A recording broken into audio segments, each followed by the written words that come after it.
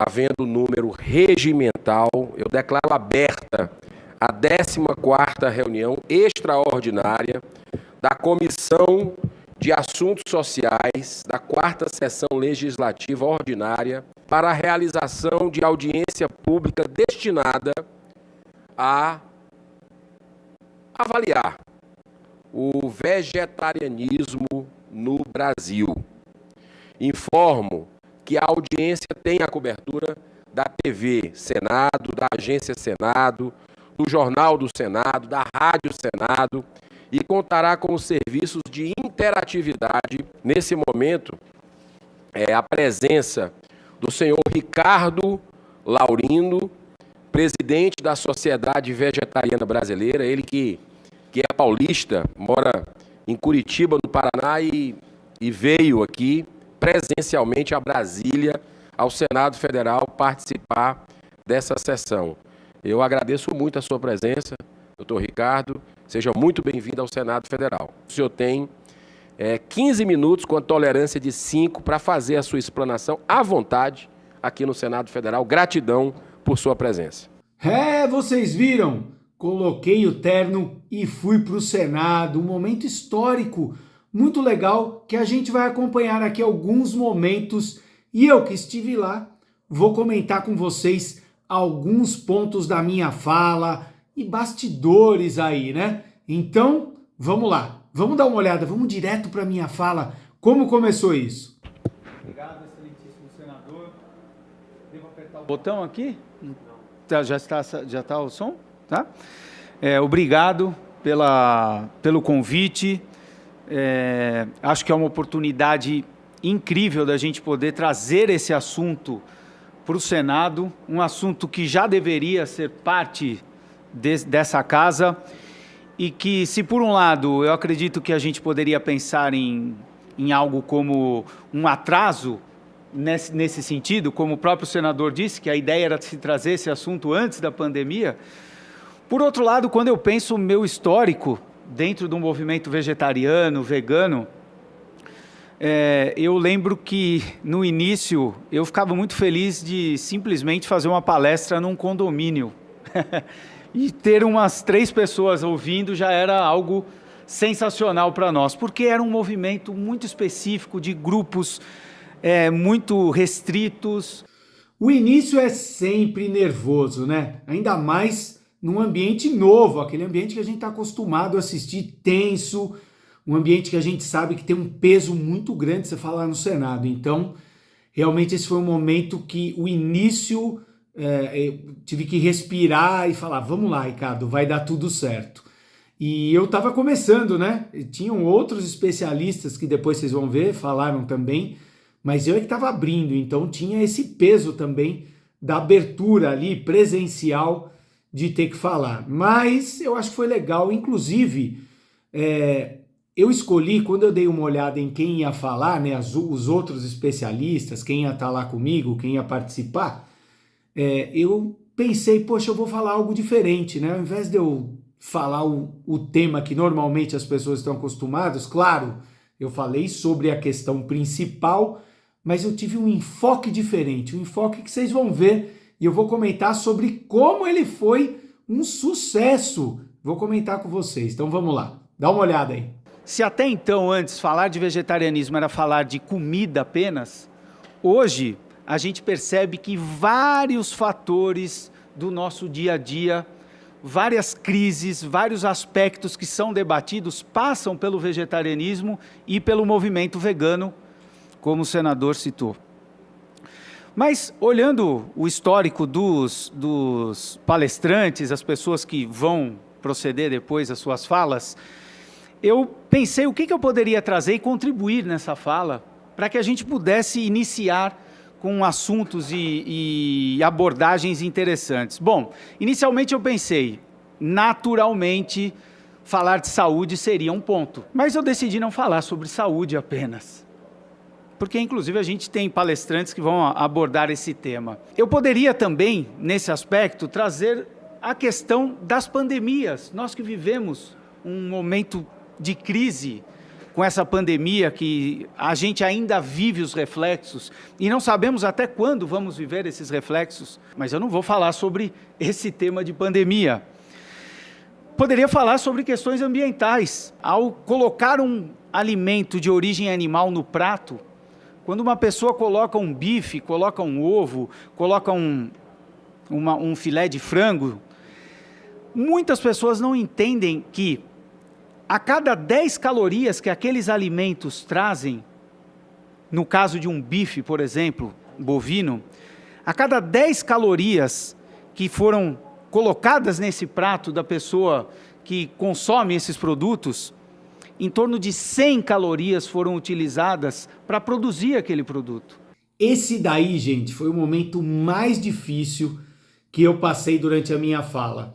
Porque era um tema, né, um assunto que eu falo com tranquilidade em várias palestras e tudo mais, que é sobre a ineficiência da produção de produtos de origem animal quando comparado a produtos de origem vegetal. Só que, se você olhar bem, tem os assessores que falam, eles comentam alguma coisa rápida ali, sem nenhum valor assim específico, mas sabe quando te tira a atenção? E aí eu me perdi. As pessoas falaram que foi numa boa, mas eu terminei falando aquilo, sabe, meio desconfortável, e aí tive que de novo me concentrar e falar, segue, Ricardo, já foi, continua, porque se você ficar pensando no que você falou errado, aquilo te tira totalmente a atenção e você começa a errar uma coisa atrás da outra e se perde. Não falei nada errado, não falei besteira, mas não construí do jeito que eu gosto, não transformei a informação em algo que as pessoas ouvem, uau, caramba, pelo menos não na forma que eu gostaria. Então são impactos enormes que a gente tem por conta dessas questões. E eu poderia aprofundar mais o nosso assunto sobre isso. Mas eu preferi não fazer isso também, senador.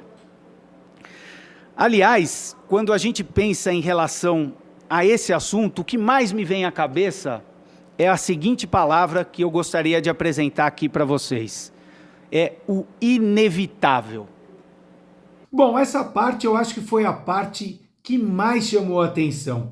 E eu vou dizer para vocês, eu preparei ela no avião. Eu peguei o avião 5 da manhã aqui em Curitiba e pensando exatamente como que eu ia apresentar, eu pensei nessa palavra, que é uma palavra que eu uso muito nas minhas legendas no Instagram, que é inevitável. Eu sempre chamo, né? Eu sempre convido as pessoas na minha legenda falando: venha para o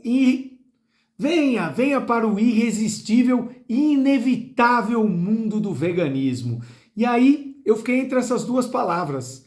Escolhi inevitável. É legal porque muita gente comentou comigo. É isso mesmo. A Alessandra Lúlio, que é aquela que eu chamo de tsunami vegana, no dia seguinte já me mostrou um slide de uma palestra dela falando sobre a inevitabilidade desse movimento. E ela e a Mônica também já estão pensando numa palestra que elas vão apresentar, que eu estaria junto, mas não estarei, e elas vão utilizar no nome da palestra a ideia do inevitável. O Pedro, nosso novo Vegflixer, também comentou que adorou essa palavra, o contexto em que ela foi apresentada dentro do movimento. Eu acho que às vezes a gente fala coisas que acha que vai, nossa, a galera vai gostar, e não dá nada.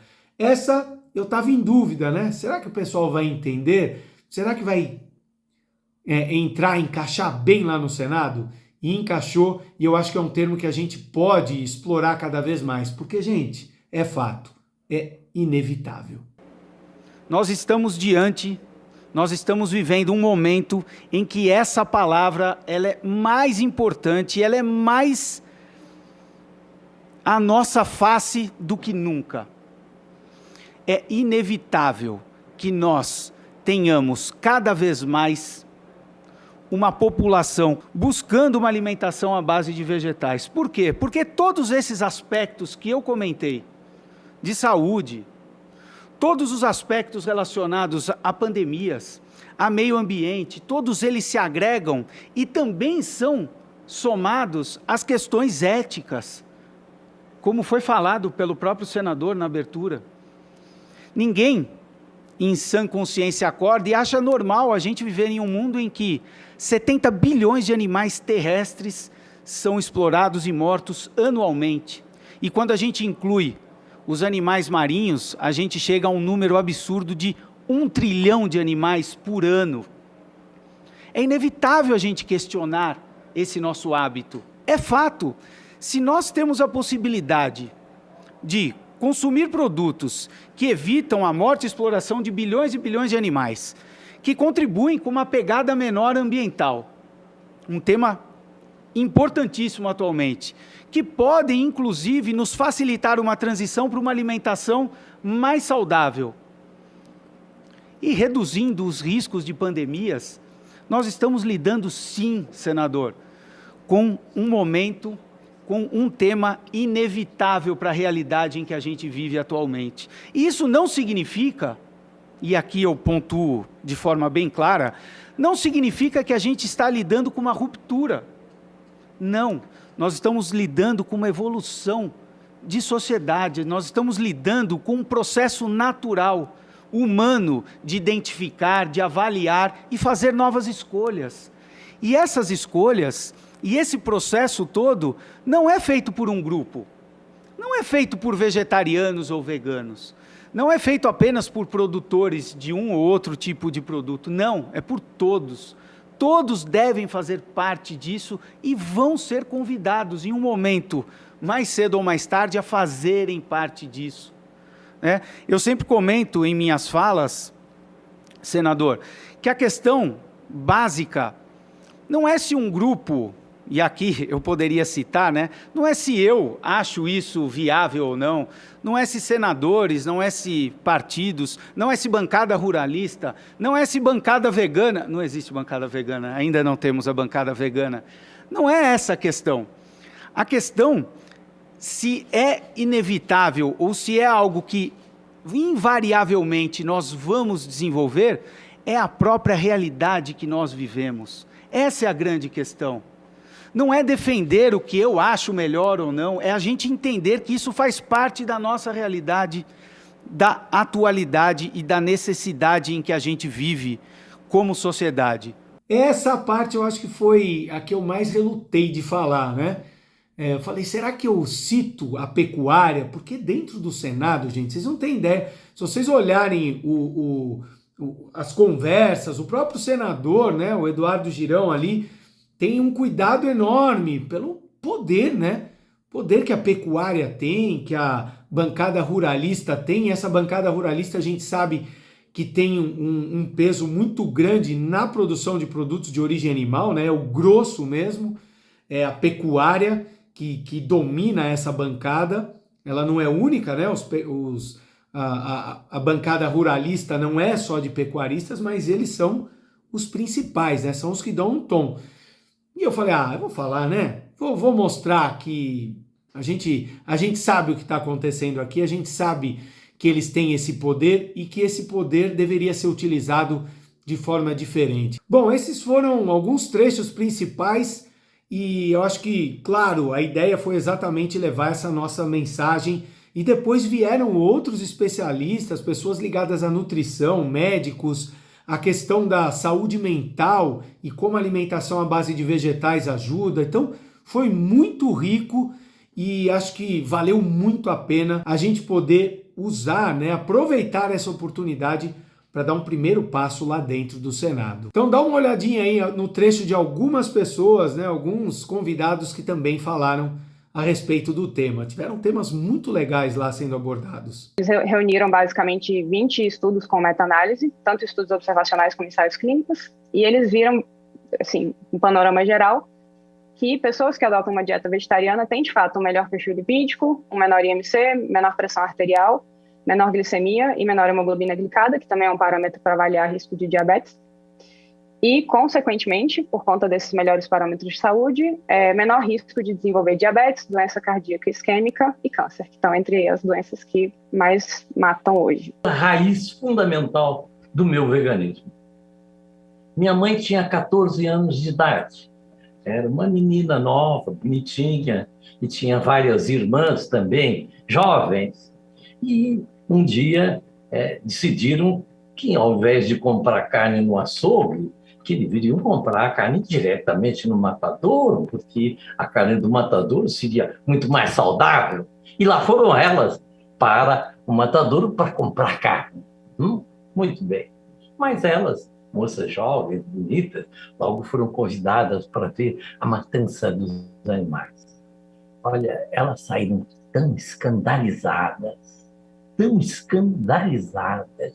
com a violência que a humanidade não vê, que nenhuma delas nunca mais comeu carne na vida. E, curiosamente, todas elas, quando se casaram, seus maridos ficaram vegetarianos. Então, eu sou filho de uma família que não só tem pai e mãe vegetarianos, como meus tios e tias vegetarianos e primos vegetarianos. Uma coisa única.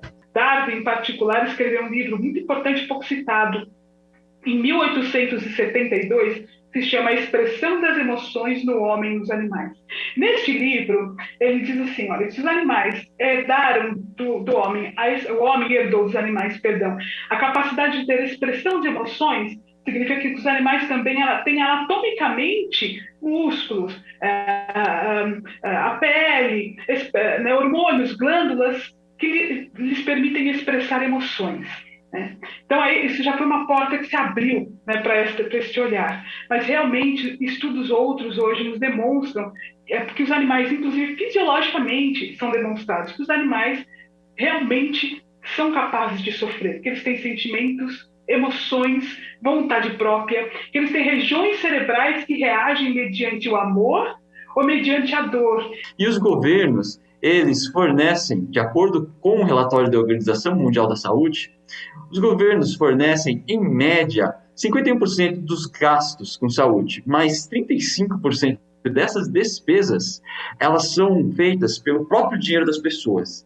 E, na opinião deles, isso tem levado ao redor do mundo pessoas à extrema pobreza todos os anos. Não só porque gasta-se mais, mas a pessoa doente, ela também perde a sua capacidade de trabalho.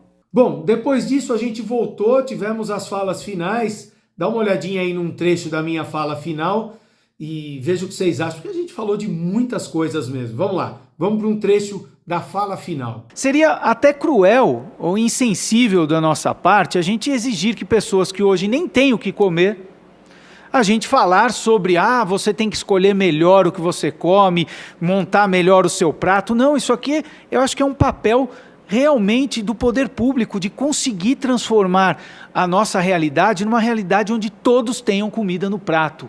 E aí, com essa capacidade, as pessoas poderem escolher. E aí é que vem a grande questão.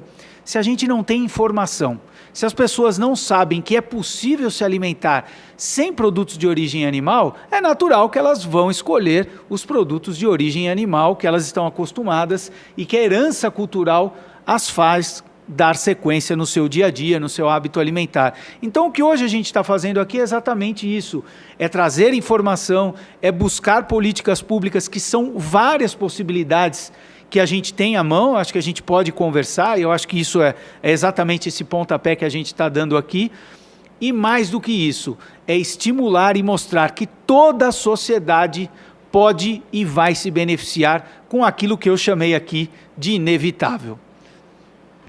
Muitíssimo obrigado, Ricardo Laurino, presidente da Sociedade Vegetariana Brasileira. Nada mais havendo a tratar, declaro encerrada a presente reunião. Que Deus abençoe a todos. Muito obrigado. É um dia cheio, fiz algumas reuniões, aproveitei a minha vinda aqui para Brasília. Olha lá, capital. A gente tem que trazer o veganismo também, não para os moradores só, mas aqui onde estão os deputados, os senadores. E foi muito legal, eu vim aqui lembrando por um convite, de uma audiência pública, representando a Sociedade Vegetariana Brasileira. Tá suja essa minha tela? Agora eu já filmei, gente, eu tô tão cansado. Vou ver se eu pego mais algumas imagens aqui da capital, do Distrito Federal, para vocês. Valeu! Agora eu quero saber os seus comentários, o que você achou disso. Não esquecer também que você pode apoiar o trabalho do Vegflix, aqui do nosso time, na plataforma Apoia-se, dê sua contribuição para que a gente possa cada vez mais trazer conteúdos, vídeos que abordam temas diversos sobre o veganismo. Então é isso, gente. Fiquei super feliz de fazer esse vídeo com a voz ainda rouca, mas sem esquecer o nosso slogan, Vegflix, o universo veg em um só canal. Valeu!